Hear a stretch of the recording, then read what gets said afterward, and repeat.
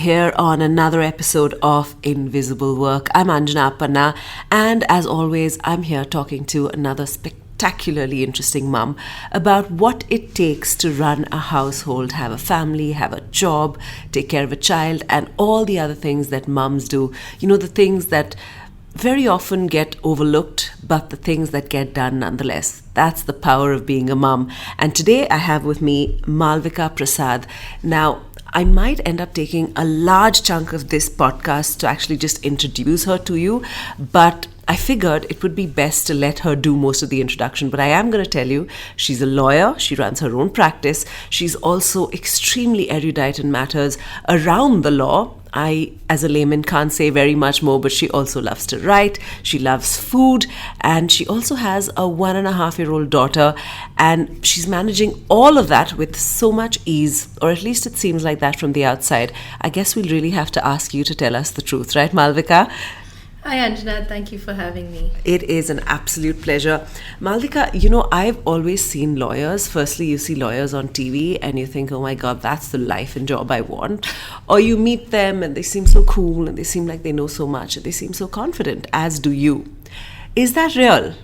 Does the law really make you feel that confident? 25-year-old Malavika would say no. The law first shatters your confidence. 35-year-old Malavika would say, you know, there's something to doing a practice over and over and over and over for 10 years, 15 years, 20 years that sort of bakes in confidence and ease and capacity. And the practice of law is exactly that. It's the kind of thing that you just do. It's what they would say, lambi race ka ghoda or lamba race ka ghoda. Right? You have... I don't speak Hindi, so I may have got the gender wrong, but the point is that you stick it out long enough and you work through the way in which it scars you long enough, and it builds a new person out of you, and that's, I think, what practice has done for me.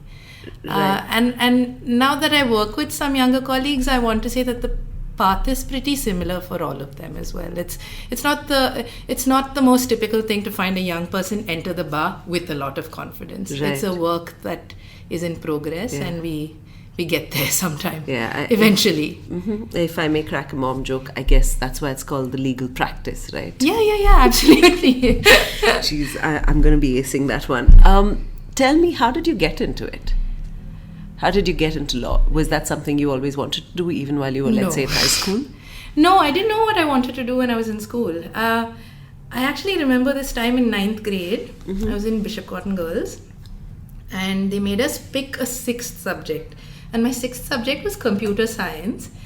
And we did some coding and it was fun and, you know, an easy puzzle every other day that we had to crack. And eventually the puzzles got more complex. And somebody told me that, you know, if you get really good at this, you're going to have this amazing, you know, high capacity to earn kind of job when you grow up, which was called software engineering. And that the weight of those words like crushed my heart. You know, this was all there was to life. Like, would I just be a coder forever and be in a job and earn money? And I'm sure coding is fun as a job. No, I'm sure techies love their jobs. No shade on that. It's just the prospect of doing that every day.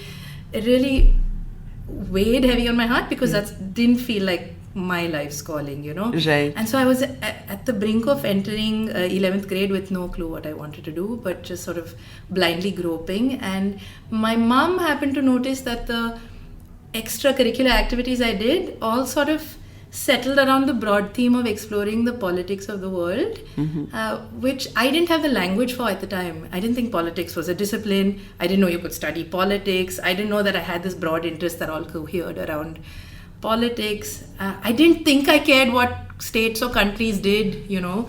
But my mom pointed it out that I loved civics. No child in the world loves civics. True. It's the most boring subject, I think, to most people.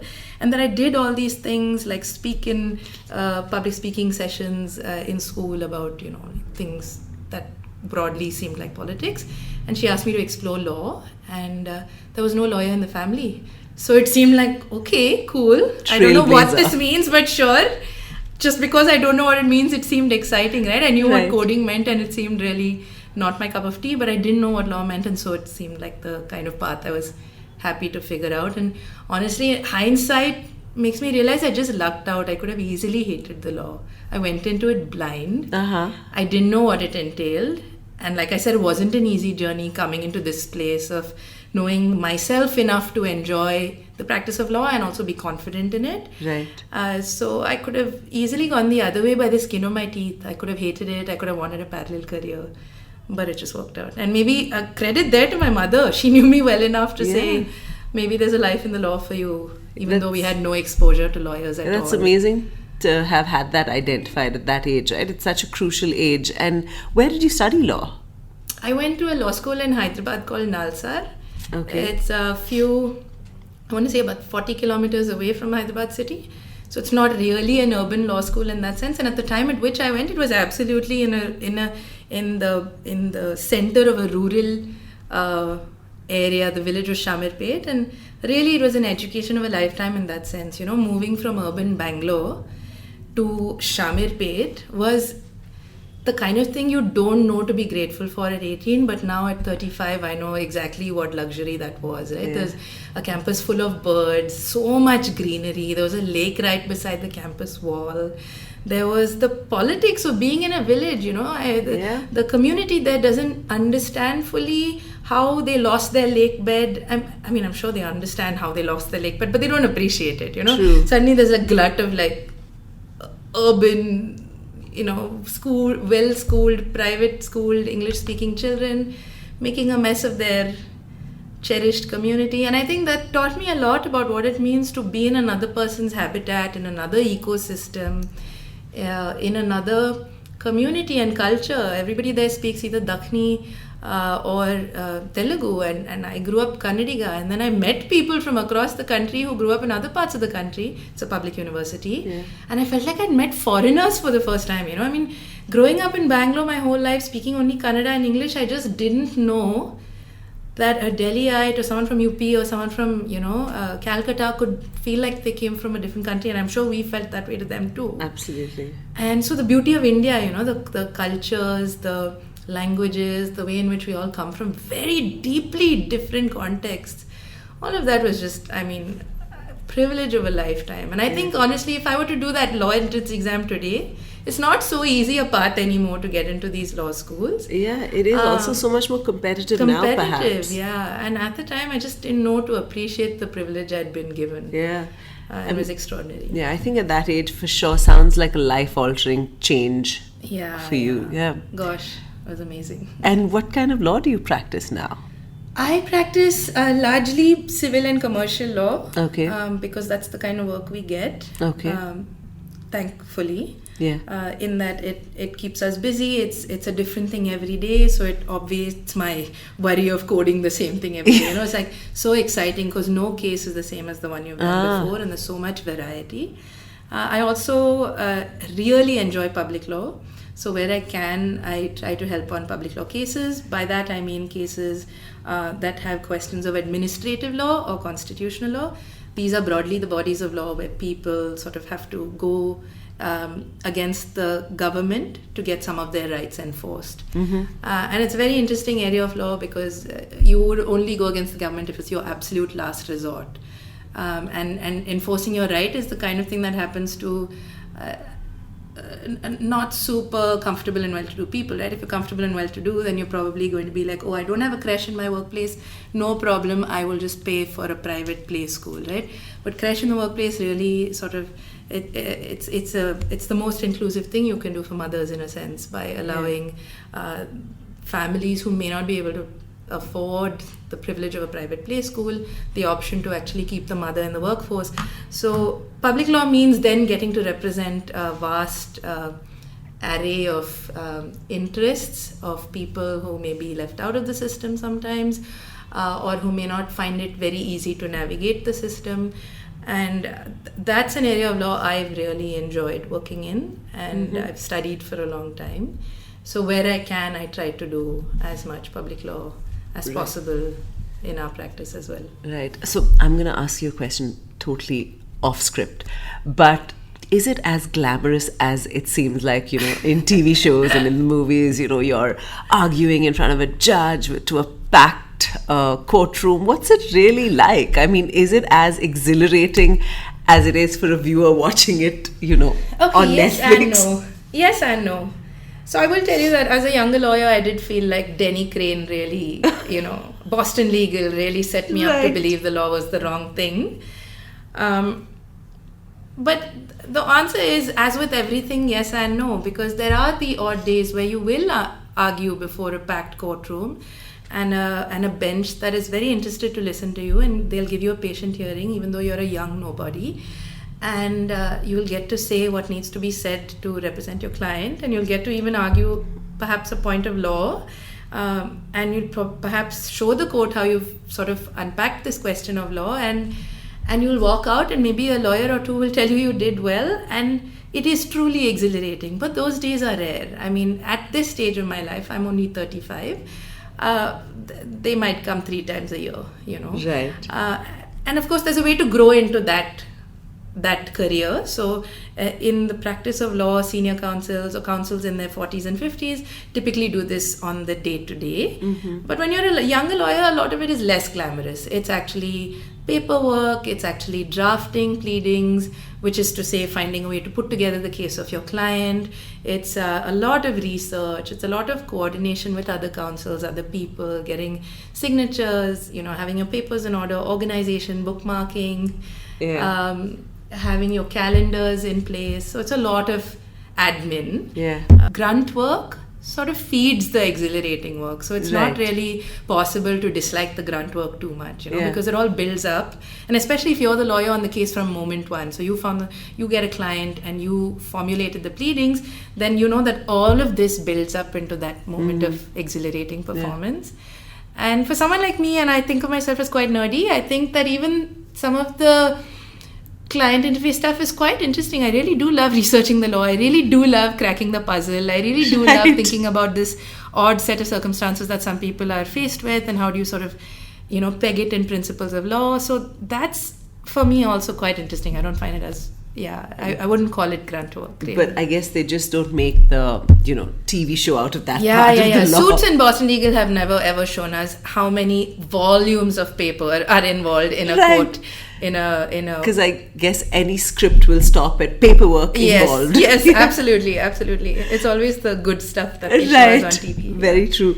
I know that you your practice, you own the practice with your husband, right? So what's it like being partners at work and partners as co-parents? Is that hard? Like, is it an argumentative household? Yes and no again. I mean, where do I begin? I should begin with my husband. My husband's a wonderful man. Right. Okay, and I went to law school with him, but we got together after law school, and we've been in a relationship for a long time now. So I got married in 2016, and it's 2025 now. And we were together for a couple of years before that. And so what I should say about him is that he's the most calm and regulated person I know, which is a great sort of fit for the kind of person I am, which is meticulous to the point of anxious. Not to say he's not meticulous, but it's just a level of organization that I need in the day-to-day is just vastly more than a normal person like him does. He's also very easygoing. He's very happy to take things in his stride. He's very happy to meet a crisis where it's at. Right. Not make the crisis today's problem. So tomorrow something may blow up, sure, we'll deal with it tomorrow. Right.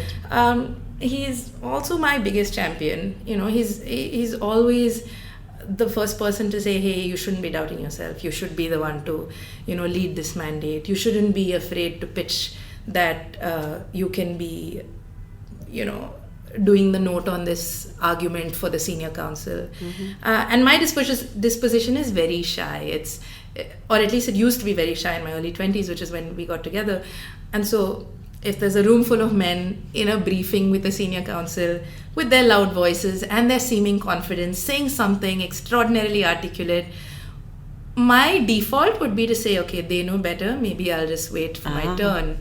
But often you don't get your turn if you don't speak up. And in a room full of men and you're the quietest woman in the room, you won't be heard or even discovered to exist unless you say something useful. True. And so he was always a sort of silent voice that became my inner voice, that there is a reason you have to say what you have to, and it's because you have something useful to say. How wonderful. And so that's been really, for me, an asset both to my personal life and my professional life. Right. So working with him and parenting with him and running a home with him is easy and hard in that way, you know. I mean, it's hard in the sense that we barely get time to be each other's romantic partners anymore, you know, because we're doing so much of life together otherwise, which also entails admin in each subset.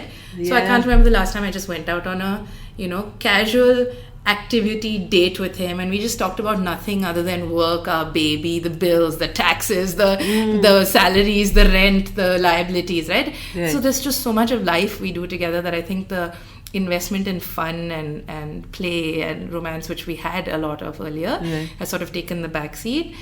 It's also hard because then the person who sees your performative, stressed out work self is the person who also meets you back at home, and so there's no really switching off from, okay, my day stresses are now behind me, and now let's you know, be with the family. It's all one.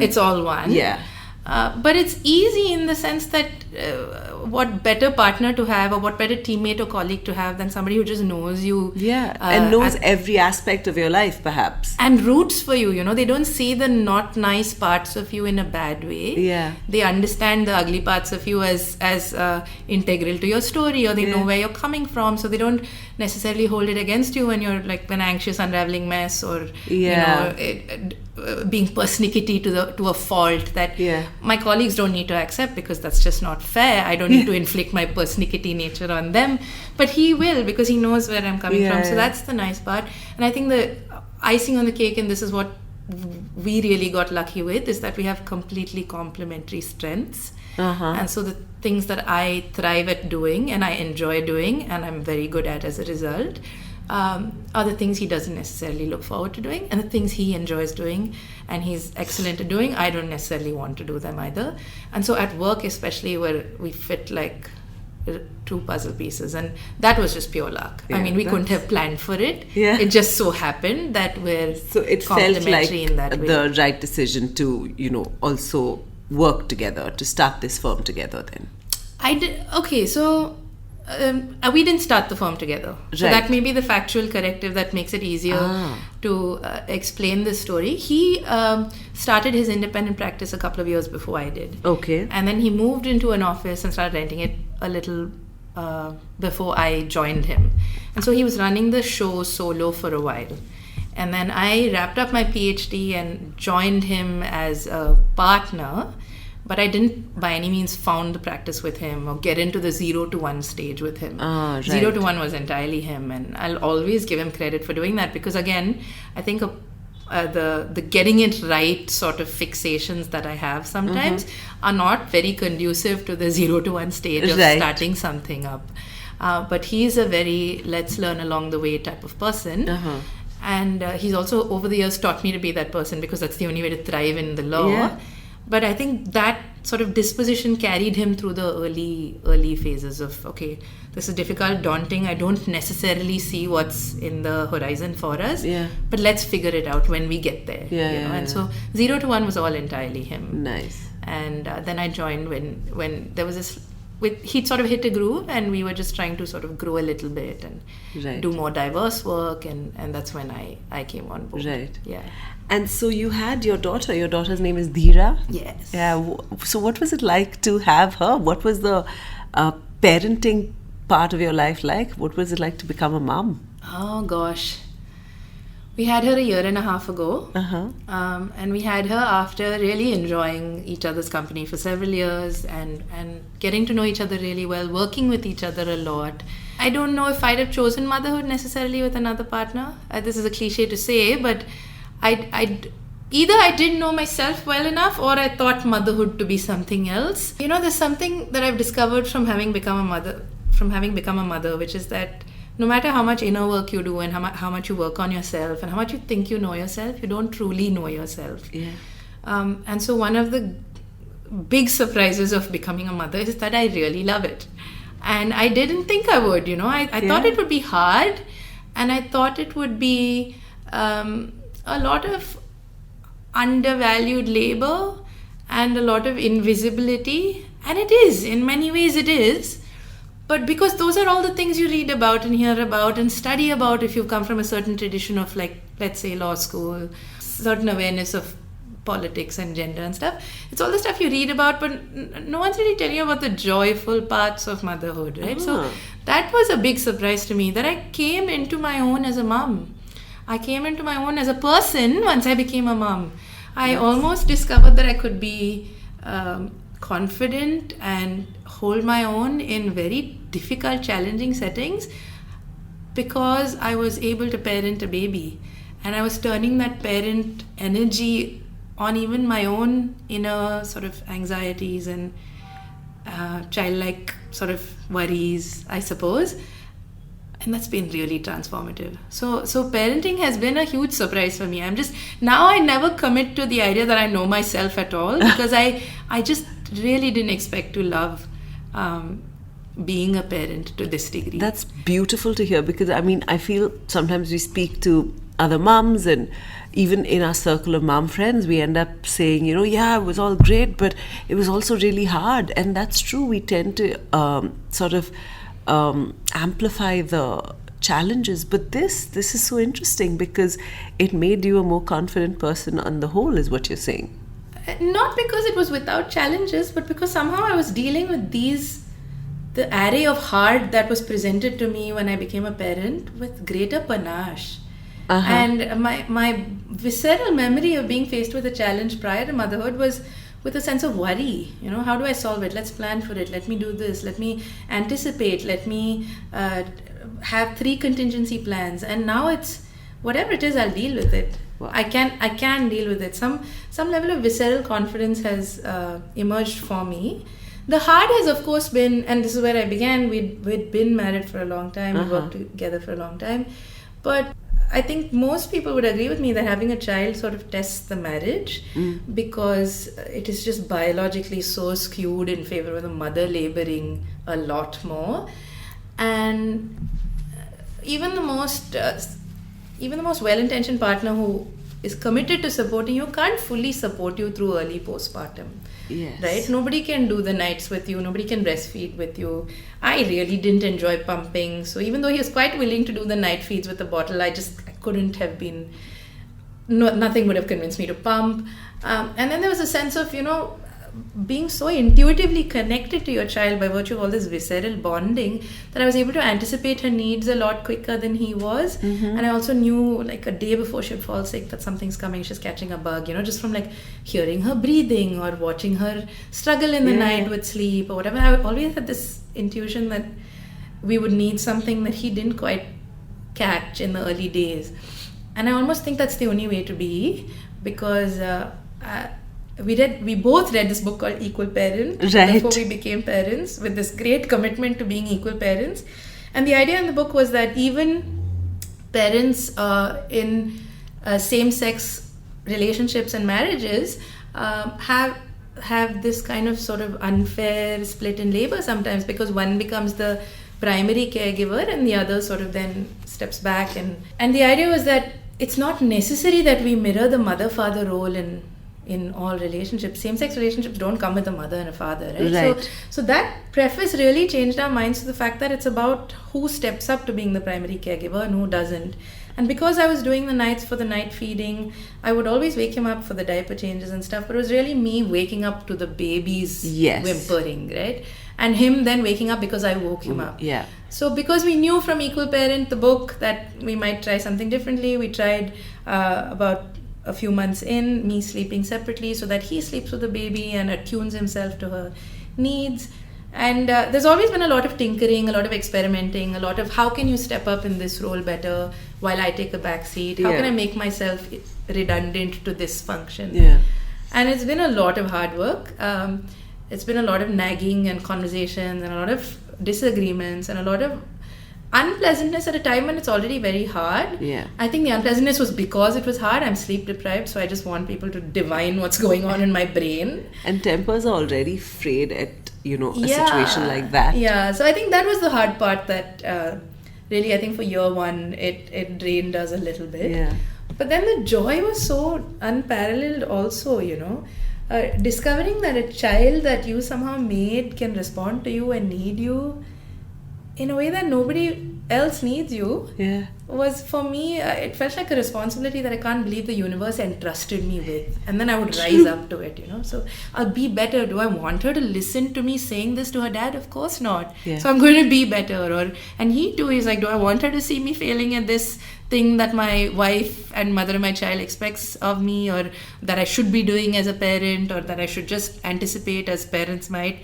And I think that sort of really pulled us through that first year. Yeah, I mean, it's interesting that you talk about equal parenting, because I read the same book too when I was pregnant, and the thing that I realized was that equal parenting isn't about a split 50-50, right? It is about what model you come to together with your partner, where of course you're always, one of you is going to feel like you're doing more of one job and the other is doing far lesser of it.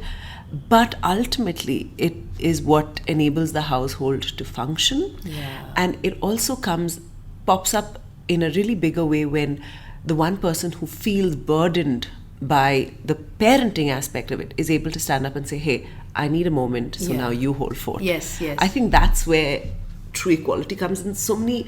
I know so many mothers who feel let down by the fact that my otherwise totally egalitarian relationship just fell apart after I had a child, because I think we all have this certain notion of, equal is 50-50. And unfortunately, the body doesn't allow that, which leads to much disappointment. Yeah. So I'm glad you brought that up. Tell me, what was it like being pregnant as a lawyer? You must have still been going to court and, meeting clients and all of that. What was it like? I'm sure it was challenging, because it can't be easy. It is a man's domain in many ways, right?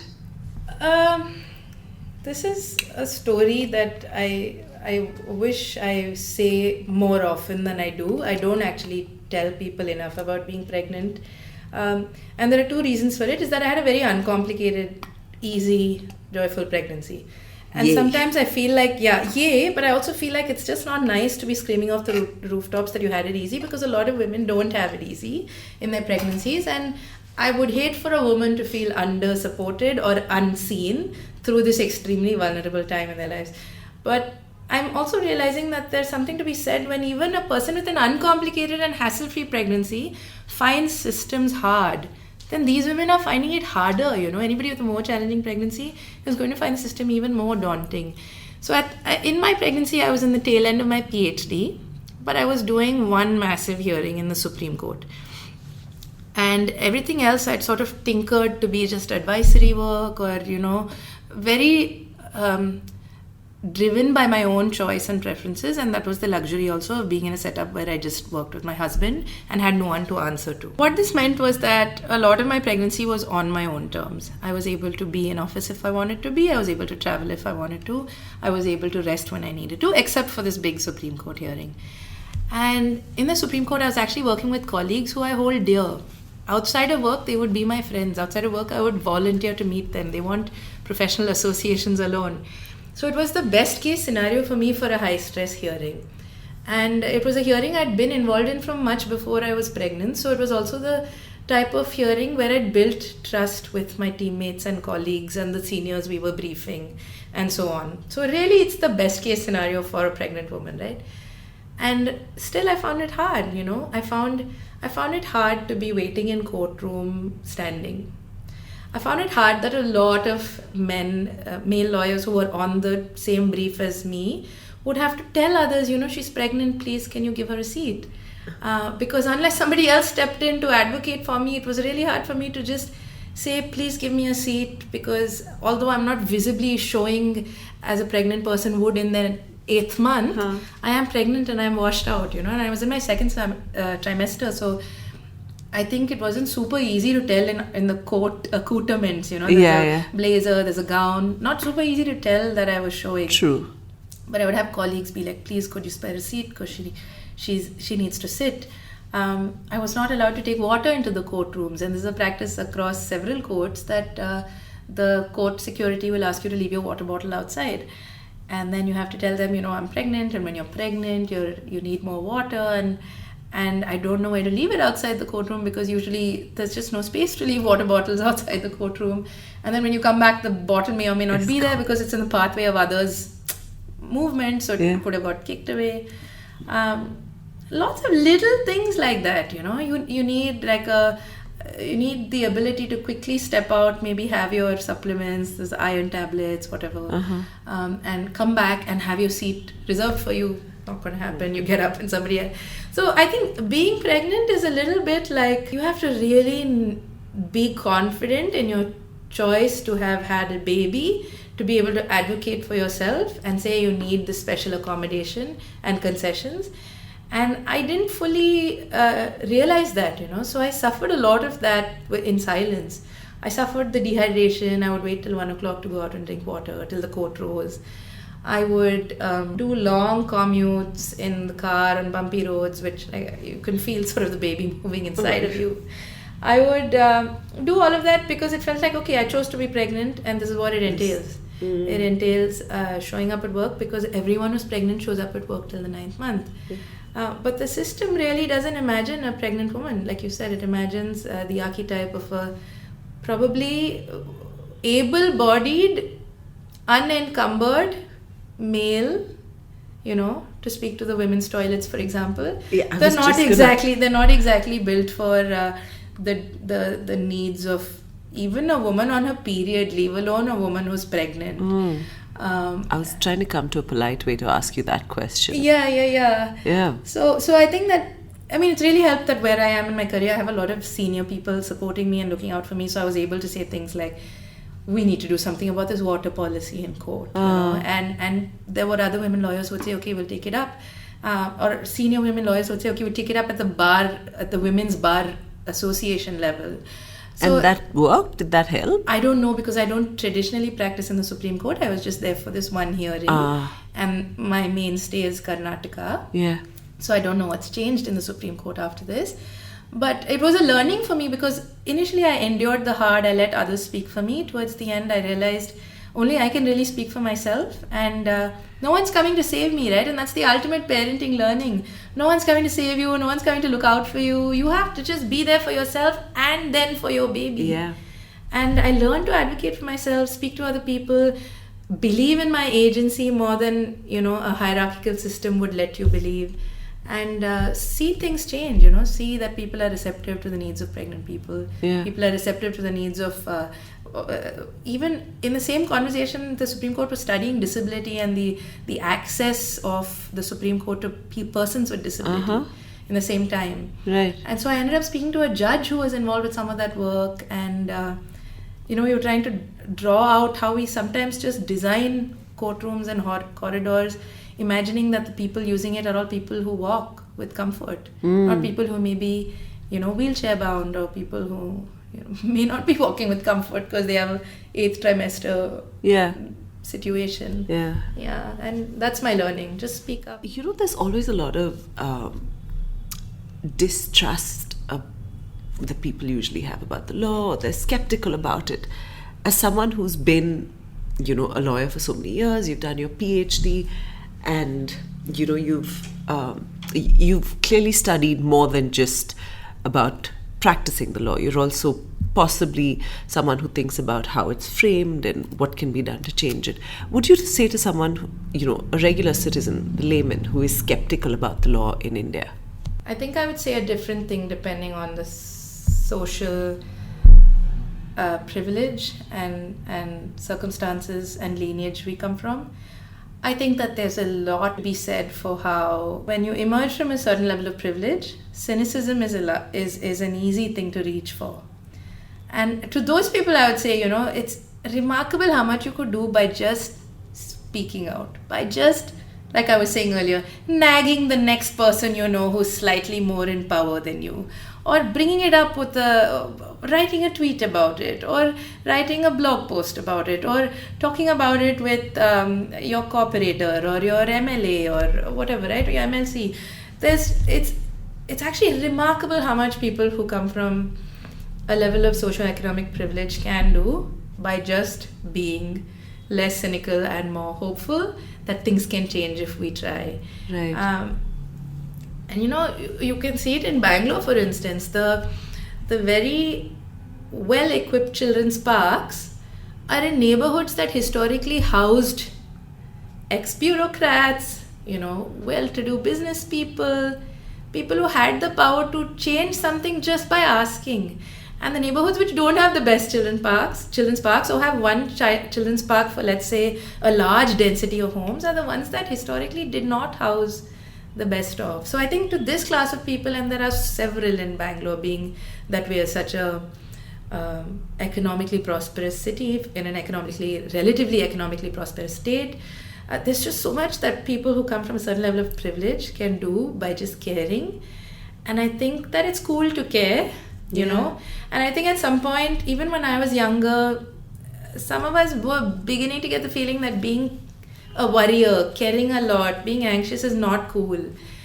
I don't know about that, Now I'm not so anxious. I'm quite comfortable in my skin. I'm able to work through challenging situations without worrying excessively. But I do think it's cool to care. I think it's cool to show that we care about our living circumstances. We care about being in an egalitarian society. We care about things working. We care about justice.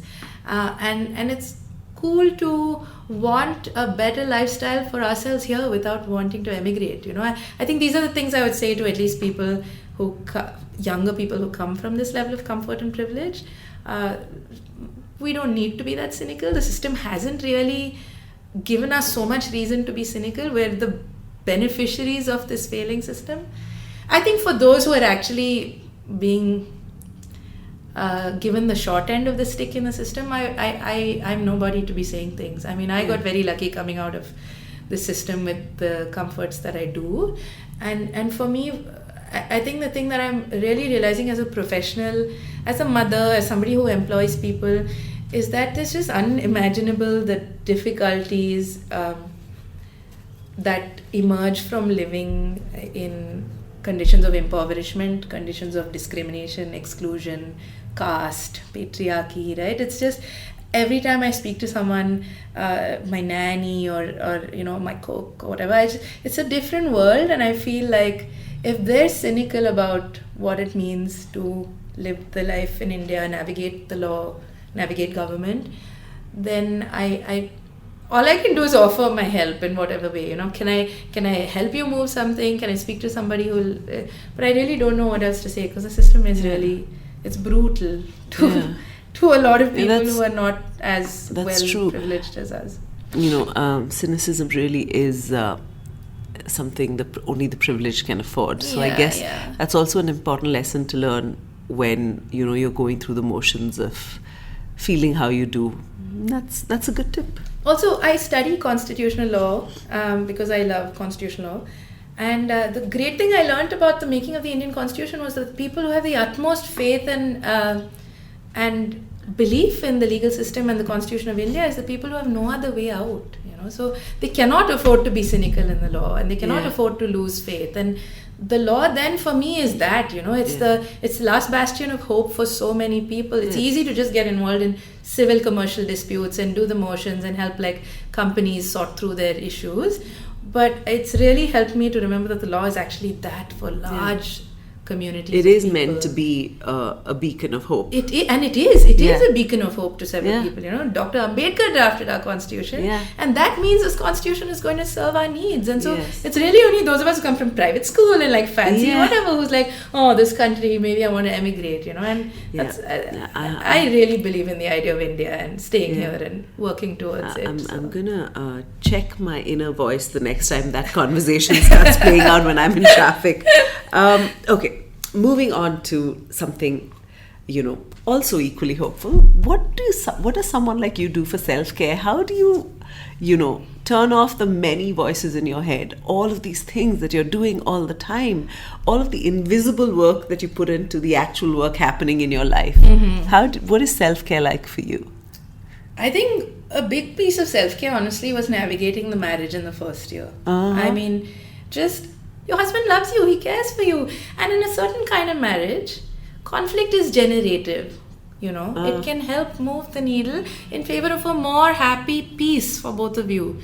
I think self-care for us, even though it was a hard year, was a lot of just talking to each other daily, repetitively, irritatingly, being on each other's backsides about doing things differently, right? And the reason I say that is because year 2 of parenting has looked so vastly different from year 1 for me. Right. Even though I'm still nursing my baby. And in some ways, still nursing her means that the whole family moves with me wherever I go. I travel for work and I have to take Dheera with me. And my husband, the good soul that he is, will stop his work and come with all of us so that he can care for Dheera while I'm doing whatever I need to in whichever city I'm traveling to. I think that's self-care. I think having the freedom to invest in my own identity was self-care. And it only came hard-fought with daily conversations, sometimes bitter fights, sometimes acrimony, sometimes resentment, right? And being like, who was I married to before this? And he felt the same way. Partner? Yeah, he felt the same way. It's like, is it really you saying these things? You were never this cruel, right? Yeah. And I think that's self-care because it's really allowed me the freedom to invest in my identity as a person. It's allowed me to explore how much motherhood has enhanced my identity as a person. It's allowed me the freedom to take off in the weekend and say, you know what, Vishu, I am going today to Champaka and I will be back at 6 p.m. And he's on his own and he's just such a hands-on dad. He can run the show in my absence like I could. Yeah. And that has been self-care for me, just sort of working out our marriage in a way that feels peaceful and happy for both of us, which has meant that I can go away on the weekends, I can take long breaks. I did a solo trip when she was 4 months old to a beach house with a mentor and now friend, but also ex-boss of mine, and it was so peaceful. I've done so much fun, challenging, exciting work only because Vishu just travels with me wherever I need to go for the work. I've been able to go off to like literature festivals because he'll be with baby, or sometimes they'll come. I've been able to go off with friends because my friends love my baby. So all of that came with some navigation of these circumstances, right? Okay, so then let me ask you this. How do you reciprocate for your partner who's also going through this for the first time in his life? He's also a first-time dad. How do you reciprocate? Because he then also obviously has a challenging job. Absolutely. So this is such an interesting question. So he used to play a lot of squash and generally he had a lot of alone time to himself. He would go to the gym, he would play squash, and all of that has really gone away from our lives because he's trying to support me, right? And that means that we really do not have a window to leave the other partner alone when it's their time to work or rest or whatever. So it's for me been quite a challenge to be there for him in any way, because for him a bulk of the day is actually in court. And so he gets a lot of time away from the baby and he gets a lot of time away from domestic responsibilities because he's shielding still 70% of our office's litigation load, and he's still the parent who is relatively much more mobile and constraint free. So he's still the parent who shows up to things on shorter notice than I do. And I'm still the parent who has to plan all this architecture and infrastructure around my mobility. So we've just started talking about the possibility that if I weaned her off breastfeeding completely, then maybe we'll both have a little greater degree of flexibility and freedom. Both of us are dying to get back to like workout routines. Both of us really enjoy playing music and singing music. And so we want to get back to that. I think he would really love to go and resume his like squash or hanging out with his friends. I mean, occasionally he's of course done things like he's gone to his friend's house, taken Dheera along, or gone for a film in the night and I've been with Dheera. But it's definitely not been anything above the usual. It's not been that he's gone away on a trip while I have manned the home. Because he's always got this, you did all of year 1 for me, in my stead. And I did. It is factually true that I did do year 1 in his stead, because what can a dad do when a baby is constantly breastfeeding, right? So there's always this feeling of, I'm just paying my dues back. Yeah. It's a really challenging thing. And I actually see him like sort of stressed and withering away under this, I'm the provider, I don't want to put too much burden on you. Not because he was made to be the provider. No, but But it's just the nature of things that he's more mobile and more able to do work than I am. So he's always got this feeling of, am I doing enough? Are we going to be able to afford that vacation next year? Yeah. Are we going to budget well for this nice thing we wanted Yeah. to do for your birthday? And that also includes a lot of, mental math the whole time. So, Mental math and the invisible labor of a man, I think, is being chained to a desk yeah.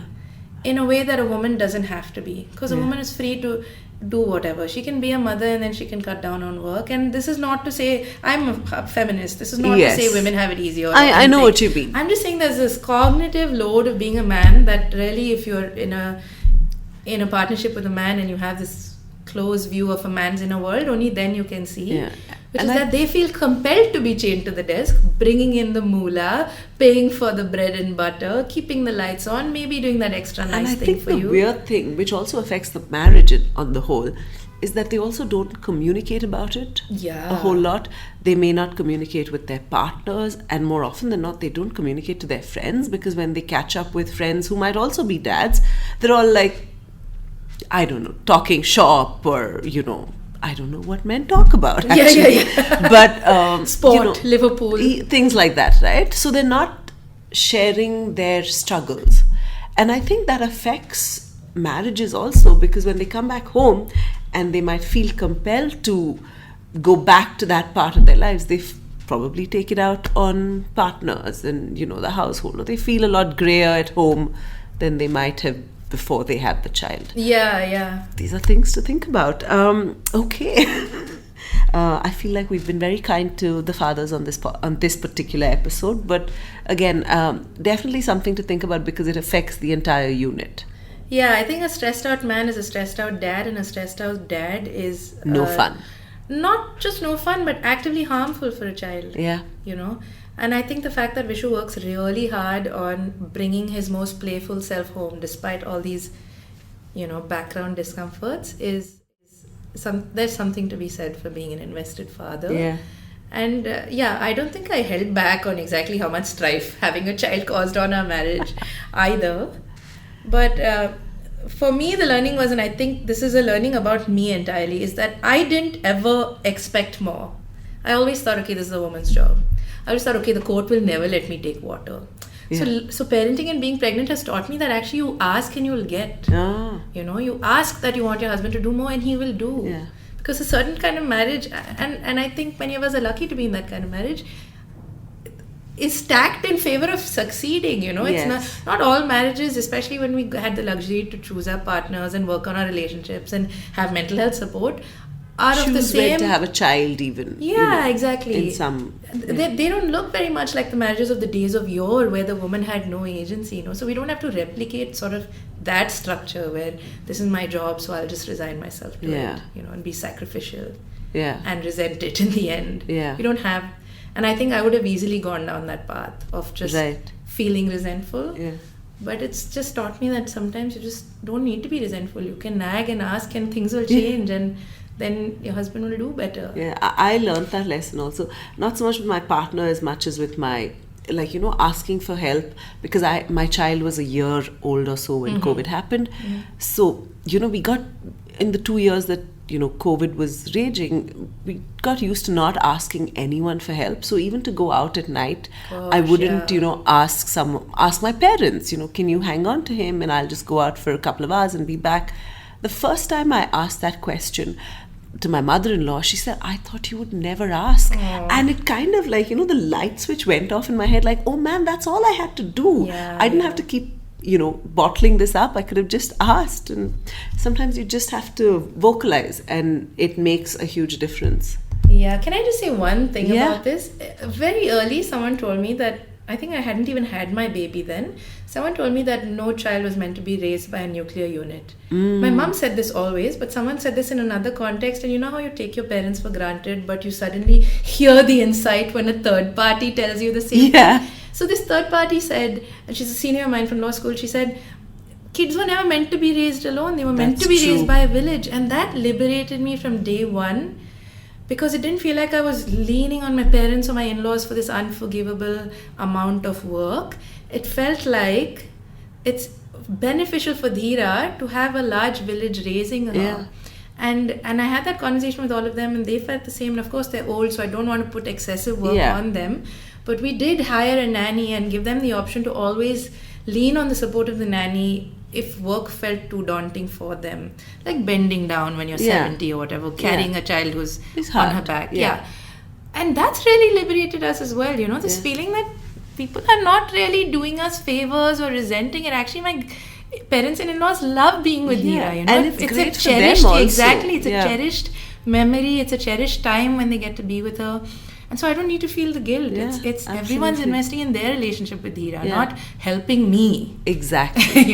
Yeah. And that also has really helped. And I should say my parents and in-laws also really helped me. It's not that they are not, it's not that they're declining to help me when I need the help. Of course, but it's also what is added apart from that. Yeah, that took away the guilt feature. of calling and being like, hey Amma, can you guys possibly keep Dheera for the day, because I have this massive briefing that I want to prepare for. And they'd be like, yes, like joyfully, yes, They're so happy to be with And her. I love how, the little child at the, your parents, your in-laws, they'll come up with their own little rituals and what they do on a Saturday night. I absolutely love that. Yeah. So I'm going to quickly ask you for some recommendations. We usually ask the moms we talk to, something, could they recommend something they've just read or some podcast they've listened to or something they've binge watched. Okay. But I'm going to ask you if you could also recommend a super show about the law that you really liked. Yes, I can, absolutely. The Extraordinary Attorney Woo.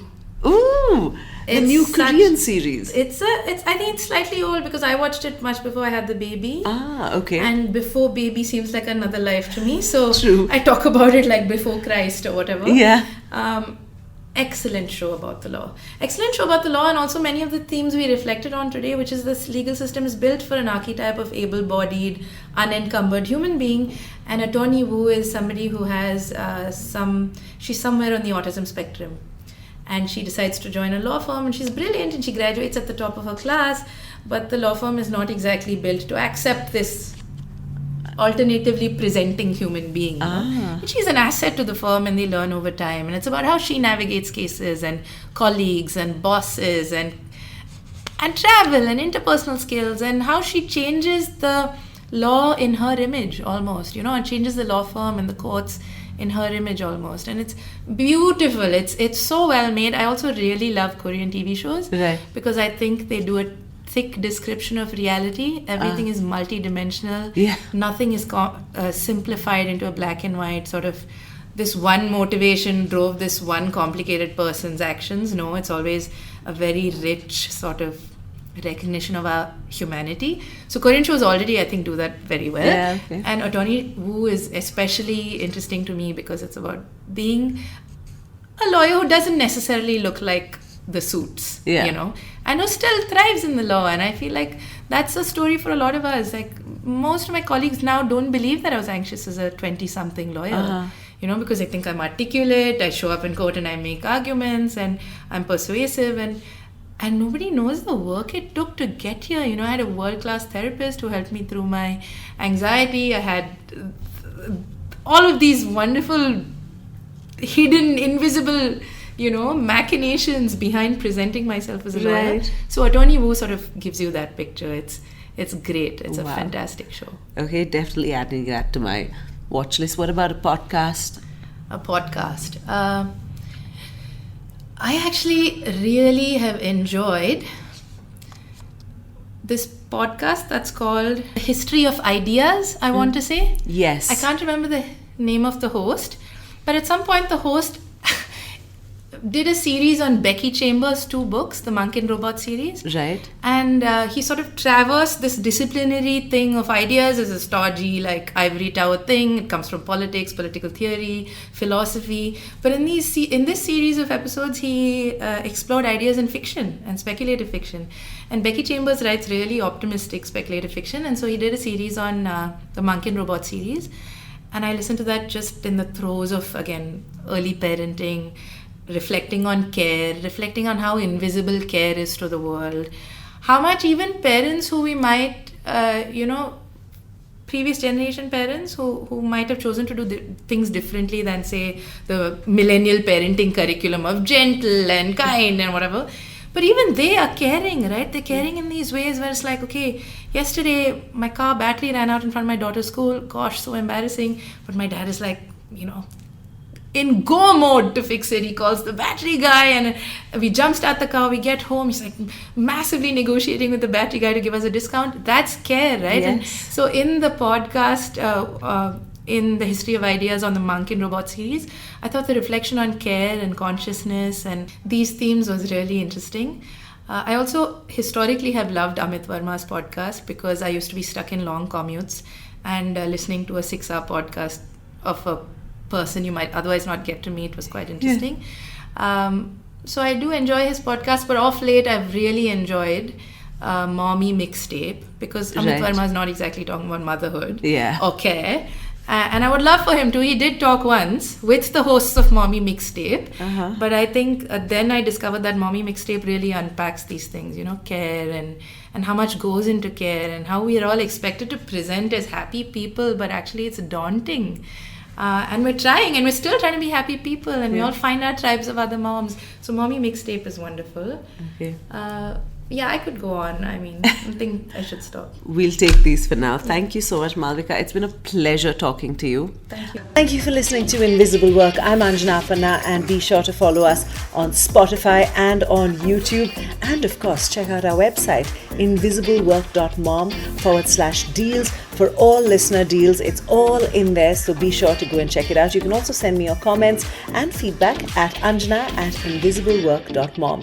We look forward to your support. Keep listening to Invisible Work.